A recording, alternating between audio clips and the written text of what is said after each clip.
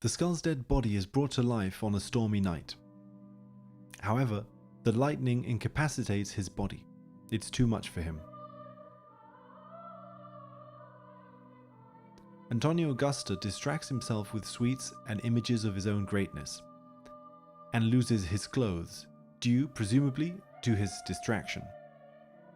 He wears female clothes to run away. Beastman is the same as Stuart. He thinks he's flying, but he's not.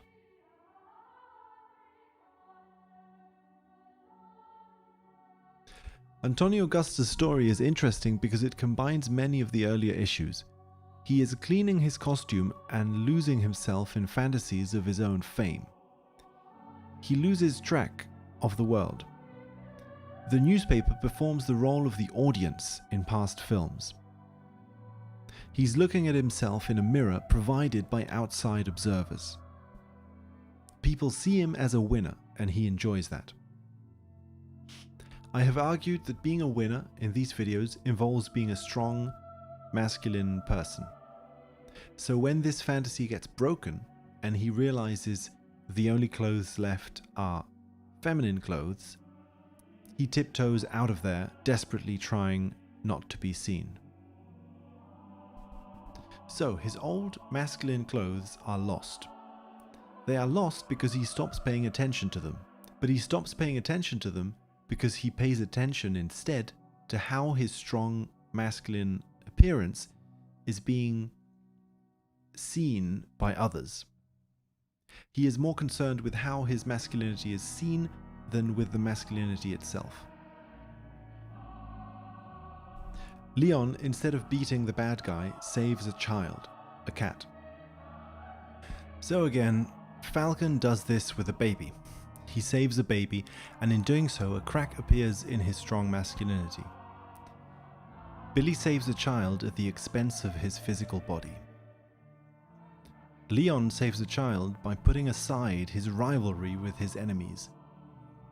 He prefers saving the child than continuing fighting. By saving the child, they're considering the child to be valuable. The only other things that have been considered completely valuable in these videos, without any blunder or mistake to soil them, are women and Jack Levin, the young and attractive pop star. They are considered valuable. So I think here the feminine, youth, children, all represents the same thing: vulnerability, passivity. Now, I want to make an argument here that whoever is conferring value to these images is the spectator. The spectator sometimes appears as an audience, sometimes appears as newspaper articles, and sometimes as random observers. However, even when there is no visible spectator, I claim there is a spectator. My reason for claiming this is the following. There is a clear pattern in these videos involving embarrassment. And this pattern emerges even when there isn't an audience. Even when the character is alone on screen, the main punchline to the video is how their appearance is being valued by the observer. So I think that whatever happens in these videos is what the characters expect is going to happen. When a character begins to look too cool and too perfect, something comes in to break that coolness. They don't really believe they're that cool, or they don't really believe they're that cool in the eyes of others.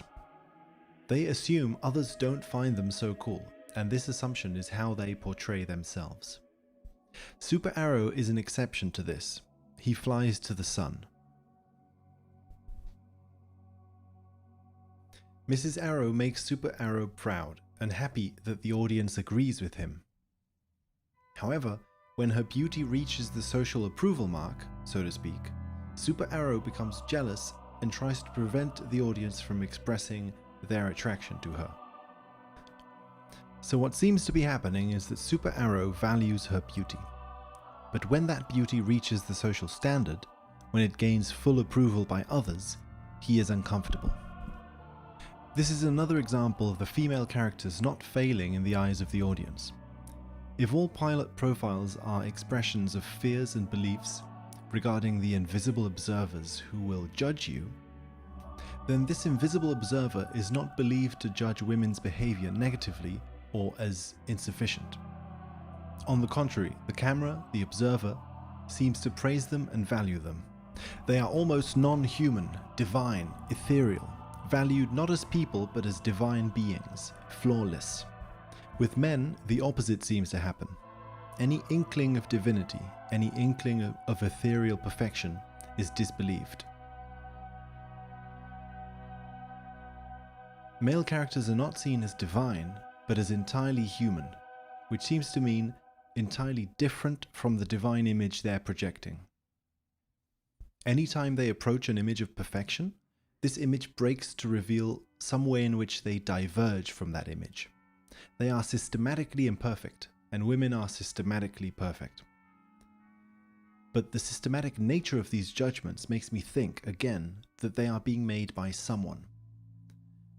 A judgment deeply disbelieves men's potential to be valued by others, and deeply disbelieves women's potential to not be valued by others.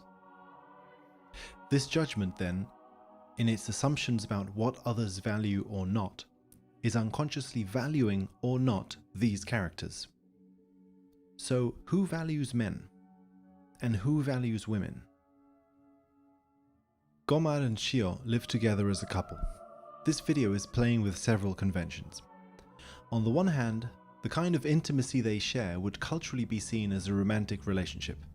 They sleep together, share the same bite of food, go to the toilet together, etc. Their manual description, however, makes sure you don't think they're romantically involved by letting you know they are both going to marry separate partners soon and part ways. However, their pilot video operates in a similar way to the Mr. EAD one. It's presented as being funny all the way through, so there is no need for the seriousness of their masculinity to be broken or interrupted, as in other pilots. The interruption of masculinity in those other videos is always seen as the punchline, the joke to the video. Here, it feels like there is no need for a punchline because the entire video is a break from masculinity. A break from masculinity, then, is seen as inherently funny, inherently ridiculous or embarrassing. So, what is the judgment that is judging the videos this way? It is a perspective that judges femininity as being an ideal that can be perfectly materialized, and masculinity as being an ideal that is impossible to materialize to perfection.